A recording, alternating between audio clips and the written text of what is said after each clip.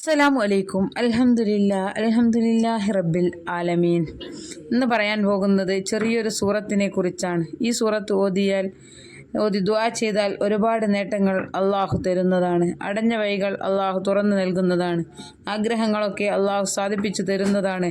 മഹാന്മാർ പറയുന്നു, എന്തൊക്കെ ആഗ്രഹങ്ങൾ സാധിക്കാനുണ്ടെങ്കിൽ ഈ സൂറത്ത് ഈ പറയുന്ന രൂപത്തിൽ ഓതിയാൽ മതി എന്ന് മഹാന്മാർ പറയുന്നു.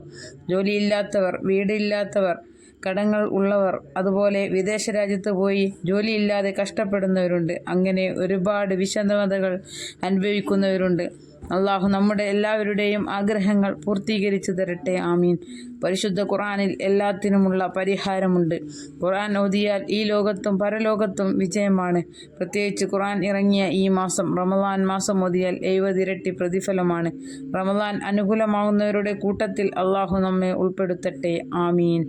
ലൈലത്തുൽ ഖദറിൻ്റെ രാവാണ് വരാൻ പോകുന്നത്.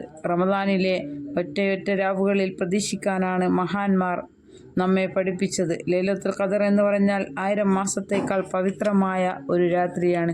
ഞാൻ പറയാൻ പോകുന്ന ഈ സൂറത്ത് ഓതിയാൽ ആഗ്രഹങ്ങളൊക്കെ സഫലമാകും. സൂറത്തുൽ ഖദർ എന്ന സൂറത്താണ് ഓതേണ്ടത്. ഇന്നാ അൻസൽനാ ഫീ ലൈലത്തുൽ ഖദർ എന്ന ആയത്തുള്ള സൂറത്താണ് ഓതേണ്ടത്. ചെറിയൊരു സൂറത്താണ് ഇത്.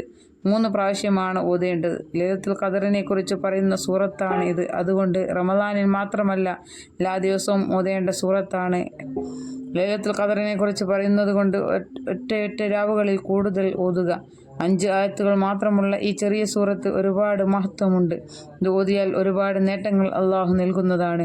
ജീവിതത്തിൽ ഉയർച്ചയുണ്ടാകും. അതുപോലെ തന്നെ അടഞ്ഞ വഴികൾ തുറക്കപ്പെടും. നമ്മുടെ ആഗ്രഹങ്ങൾ അള്ളാഹു സാധിപ്പിച്ചു തരും. എന്തെങ്കിലും ആഗ്രഹം സാധിക്കാനുണ്ടെങ്കിൽ ഈ സൂറത്ത് ഓതിയാൽ മതി, മഹാന്മാർ പറയുന്നു.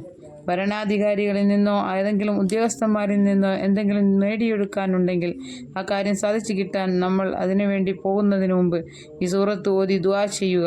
അത് ഹൈറാണെങ്കിൽ അള്ളാഹു നടത്തിത്തരും. ഹൈറും ഷെറും അള്ളാഹുവിന് മാത്രമേ അറിയൂ. രോഗികൾ ഓതിയാൽ രോഗം മാറും. ദരിദ്രമുള്ളവനാണ് ഓതുന്നെങ്കിൽ ദാരിദ്ര്യമില്ലാതായിത്തീരും. ഇൻഷാ അല്ലാഹ് എല്ലാവരും ഓതി പ്രാർത്ഥിക്കുക. അസ്സലാമു അലൈക്കും.